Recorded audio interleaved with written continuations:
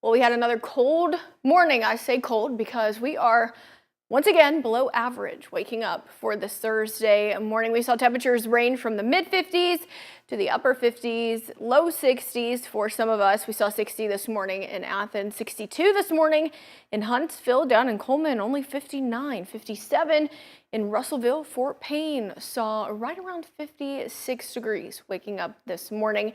But low temperatures are gradually going to continue to warm throughout the next couple of days. So we should be getting really close back to average, but we're not going to quite make it there just yet throughout the next 7 days. In fact, looking ahead into next Thursday, potentially reaching the upper 40s, lower 50s. We've got another cool down heading our way. So we are expected to have some more cool mornings once we get past the 60-degree morning days that we are expected to see. Now outside, you will notice more clouds today than yesterday, but we will still see some sunshine. We've got a system off to our west that's bringing in a lot of rainfall, but because of where the high pressure system is placed, it's looking like most, if not all, of this rainfall is going to be staying off to our south because of the way the trough is also placed as well. It's kind of shielding us from all of the rainfall. So you can notice I've got it on a loop. It's really just pushing it more southeastward. So maybe we see a few isolated showers move through our extreme southern portion of the Tennessee Valley. So like maybe Franklin County, Coleman County potentially could see a little bit of rainfall, but for the most part, we're going to be staying dry for this Thursday. Temperatures right now getting really close to 80. We're sitting at 78 right now in Fayetteville, also sitting at 78 right now in Huntsville. 77 down in Coleman, mid 70s in Russellville. Fort Payne, we're currently sitting at 74.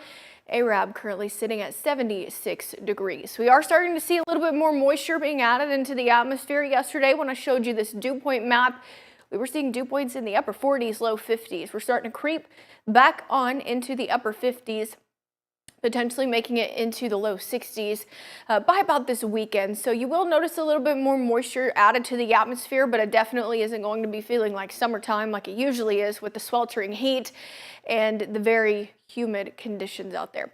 So for this afternoon, heading home from school, bus stop forecast has us sitting in the low 80s. We'll start to see more clouds move in from that system, but as I mentioned earlier, the rain looks like it's going to be staying off to our south. For the overnight tonight, temperature is going to be falling into the low 60s.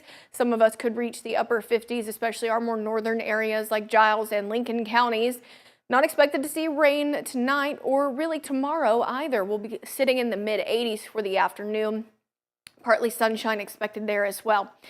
So for the rest of today, notice heading into the afternoon, all of that rain just kind of really keeps itself away from the Tennessee Valley. It's going to be staying off to our south, but I mentioned earlier that it could clip our southernmost counties. So Franklin County potentially could see a little bit of rainfall. Lawrence County, southern Coleman County potentially seeing a little bit of rainfall, but areas along and east of I-65 not expected to see any type of rain throughout the day today. I wouldn't be surprised if all of this rain does stay off to our south, but we do have that small chance that some of it could start to drift a little northward, clipping our extreme southern portions. So rain chances for this week, only about a 10% chance heading into tomorrow. We'll see a 20 for Saturday and both Sunday. So not a whole lot of rain in the forecast for this weekend. Monday of next week looks like it's going to be the next best opportunity at seeing more numerous types of rain showers, maybe even a few thunderstorms, and then all of that rain will come to kind of an end heading into the back half of next week. But if we're looking at our August rain totals so far through this month, we are sitting in a deficit if we're talking about our average rainfall totals that we usually see around this time of the year for this month. And this drought monitor has since updated since I showed it to you yesterday.